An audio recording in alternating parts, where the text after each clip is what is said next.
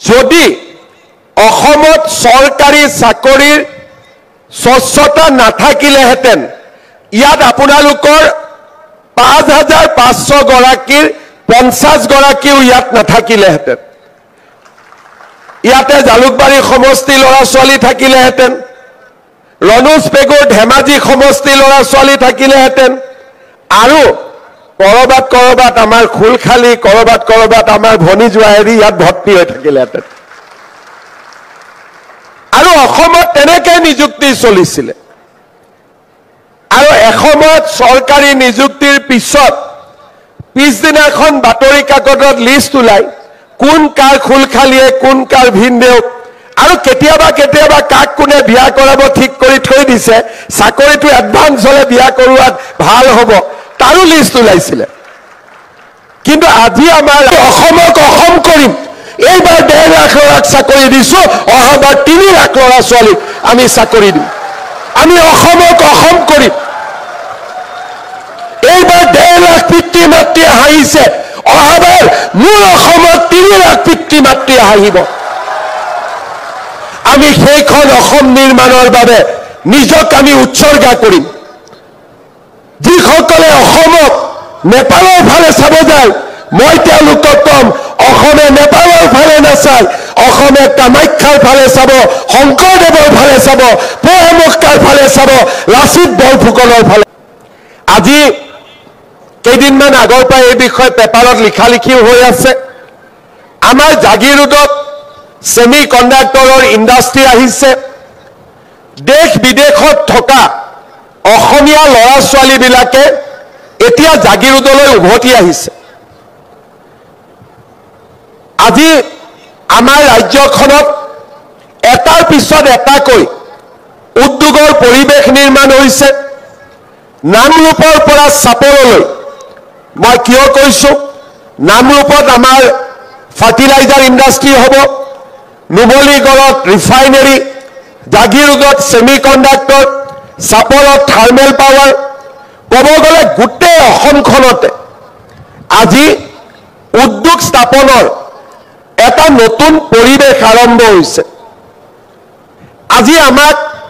শিক্ষিত যুৱক যুৱতীৰ প্ৰয়োজন হৈছে আৰু শিক্ষিত যুৱক যুৱতী নিৰ্মাণ কৰিবৰ বাবে আমাক চৰকাৰী বিদ্যালয়ৰ প্ৰয়োজন আছে শিক্ষক শিক্ষয়িত্ৰীৰ প্ৰয়োজন আছে আৰু দৰিদ্ৰ আৰু মধ্যবিত্তজনৰ মাজত আশাৰ সঞ্চাৰ কৰিবলৈ আমি এটা সুস্থিৰ শিক্ষা ব্যৱস্থা নিৰ্মাণ কৰাৰ প্ৰয়োজনীয়তা আছে আজি যদি আপোনালোকে অসমত চাই প্ৰত্যেকখন গাঁৱতে একোখন চৰকাৰী বিদ্যালয়ক উন্নত বিদ্যালয়লৈ ৰূপান্তৰ কৰাৰ নতুন এটা নিৰ্মাণ আৰু পৰিৱৰ্তনৰ ছবি আপোনালোকৰ সন্মুখত আহিব 8 কোটি টকাৰে হাইস্কুলবিলাক নতুনকৈ নিৰ্মাণ কৰাৰ চেষ্টা কৰা হৈছে চাহ বাগিচাৰ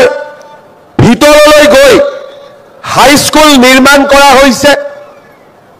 আৰু দূৰ দূৰণিৰ অঞ্চললৈ গৈ মহিলাৰ বাবে কলেজ আৰু উচ্চ শিক্ষাৰ বাবে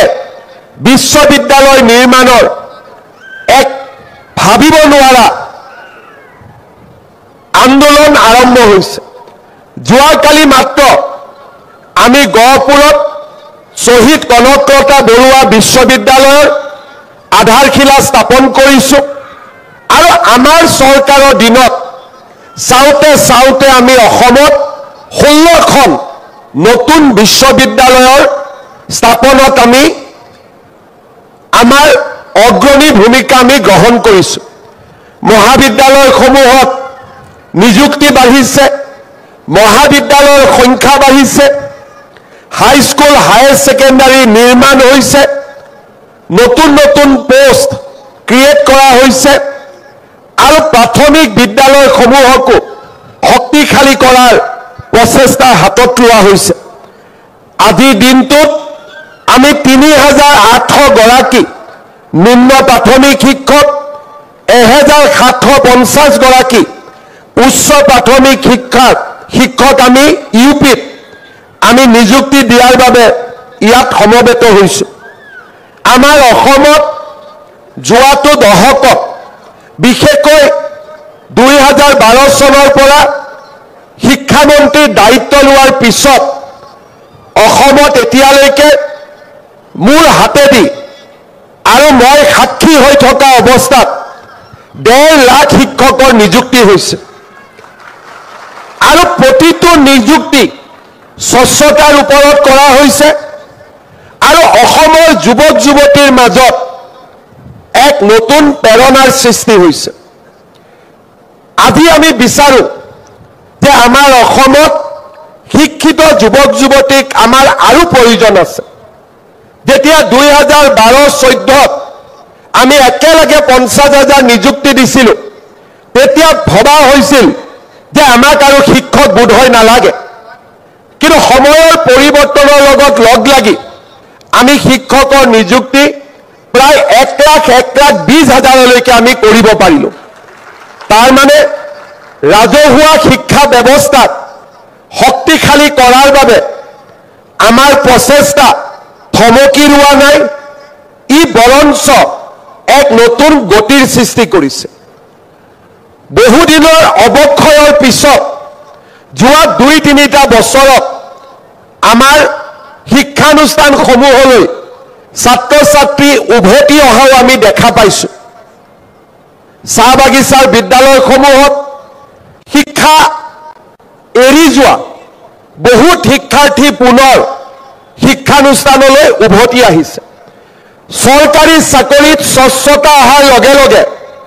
এছাম পিতৃ মাতৃয়ে নিজৰ ল'ৰা ছোৱালীক পঢ়াত মনোনিৱেশ কৰিবলৈ বাধ্য কৰিছে।